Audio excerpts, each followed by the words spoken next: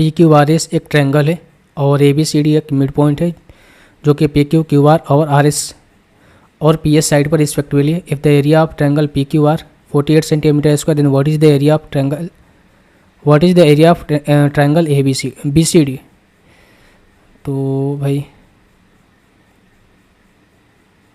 एक हम यहाँ से आयत ले लेते हैं, रेक्टेंगल ले लेते हैं। ये मान लो कि रेक्टेंगल है, ठीक है भाई। अब ये बोला गया है कि ये क्या है, पी क्यू आर और एस, इन सभी का एक मिड पॉइंट है और ट्रायंगल पी क्यू आर का हमें एरिया दे रखा है, पी क्यू और ये कैसे हो गया, पी क्यू आर का एरिया हमें दे रखा है, ठीक है। तो ये हो जाएगा,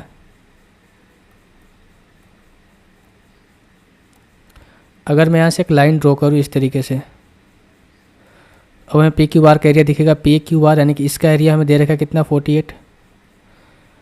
अगर ये पूरे का पूरे एक रेक्टेंगल है और ये जो डायगोनल होता है रेक्टेंगल का, ये दो इक्वल पार्ट में इसको डिवाइड करता है। अगर एक का एरिया 48 है तो पूरे का एरिया कितना हो जाएगा, rectangle P Q R S का एरिया कितना हो जाएगा 96। ये भी 48 होगा तो ये भी 48 होगा ना आपका, 48 और 48 कितना हो जाएगा 96 सेंटीमीटर स्क्वायर। अब बोला गया है कि इसके मिड पॉइंट को अगर मैं मिलाता हूँ इस तरीके से, अगर मैं इसके मिड पॉइंट को इस तरीके से मिलाता हूँ तो ये क्या बनेगा, एक पैरेललोग्राम बनेगा। और रेक्टेंगल के अंदर एक पैरेललोग्राम बनता है तो उसका एरिया क्या होता है, जस्ट इसका हाफ होता है, इसका हाफ होता है,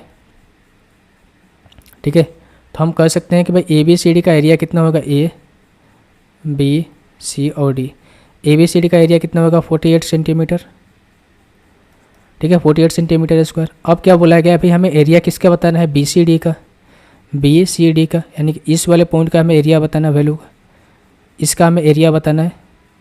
अब देखो पैरेललोग्राम में देखोगे ये डायगोनल है और ये इसके आमने सामने की भुजाएं हैं। तो आमने सामने की भुजाएं क्या होता है, अगर पैरेललोग्राम में अगर मैं डायगोनल खींचता हूँ इस तरीके से तो ये दो इक्वल पार्ट में इसको भी डिवाइड करता है, यानी कि ये और ये दोनों का एरिया क्या हो जाएगा, समान होगा। अगर ये पूरे के एरिया 48 सेंटीमीटर है तो आधे का एरिया कितना होगा 24 सेंटीमीटर, आधे का एरिया कितना होगा 24 सेंटीमीटर स्क्वायर। यही इस क्वेश्चन का आंसर होगा, ऑप्शन नंबर 1।